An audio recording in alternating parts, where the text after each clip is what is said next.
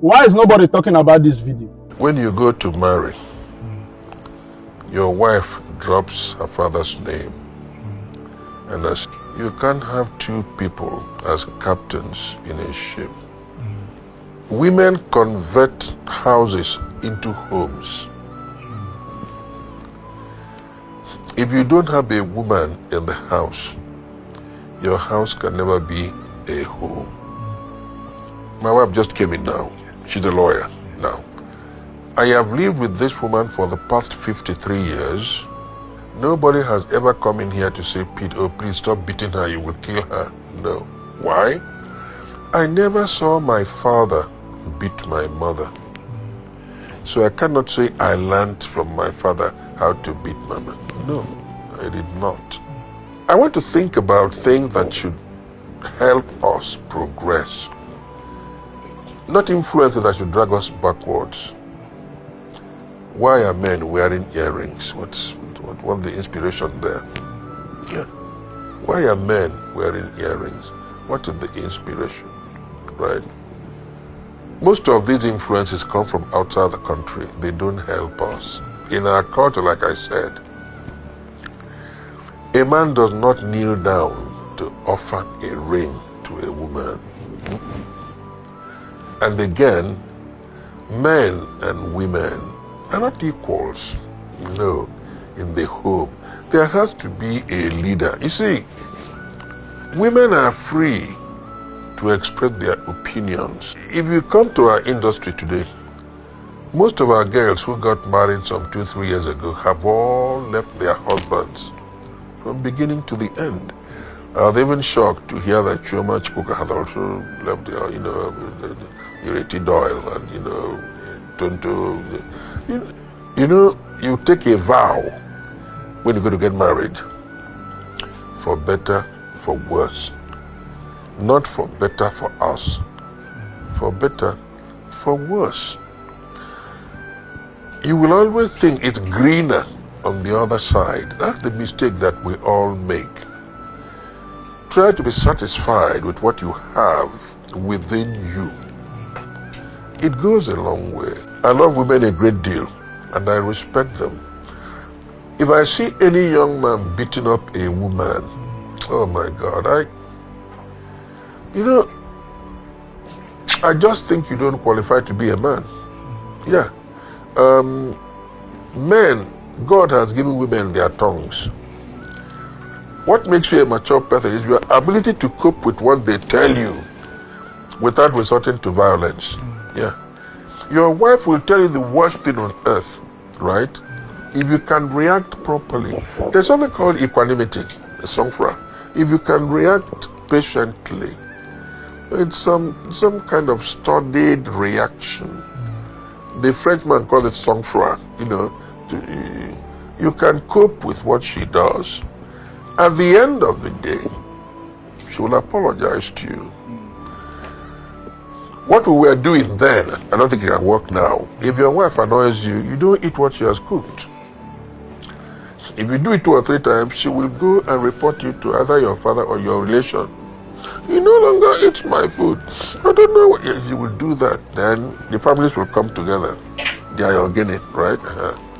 But what I hear now is that if you refuse to eat, the wife doesn't really give a damn. I don't know whether it is true, but that is what I heard. That the women even say, hey, you can go to hell and stay there if you like, If you like, don't eat. On your 53rd wedding anniversary, the whole country celebrated it. Your daughter-in-law, May, wrote a beautiful message, praising you and praising your wife. Many of us want to know that you love her and that she's your dear daughter. What's the relationship with her? Mary is not just a daughter-in-law. I don't want to say that I love Mary more than the other wives of my sons. But the love I have for Mary is so strong. Why? The father and I were very close. Yes, and when we went for the traditional marriage rites in their place, the kind of reception their people gave me, I will never forget. Mary is a girl I love to the marrow. by the way, she's a wonderful person. Mary is a very, very brilliant girl. You may not know that. Mary is a computer wizard, that lady you're looking at, right? And to a very large extent, the success of that home is to Mary's credit. Yeah. But again, you know, things like this happen, and it's so difficult to convince her that you are not part of, you know. Mary is a wonderful person. In fact, I just had my 76th birthday, and the message she put out was so endearing, you know. Yeah. And Mary is a wonderful woman. A lot of people have been advising her wrongly, you know, trying to see if they can sunder the link between herself and her husband. Most of those women who are advising her that way don't have good homes, you know. They don't. First of all, Julie is 41. Good. I really don't interfere in his affairs. No.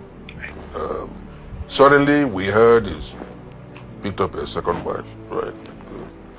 You didn't know before you picked the wife up? That is one thing you must know about me. Right. I don't lie. It's not necessary. God created me so well.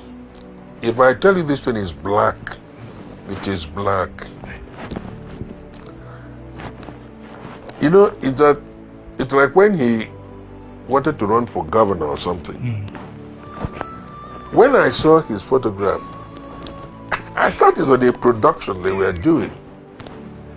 There was somebody who phoned me and said, you know something, Yuli is running for governor.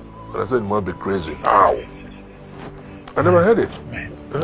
And I have 5 sons. I don't interfere with their lives, you know. If they say that so thing is happening, good.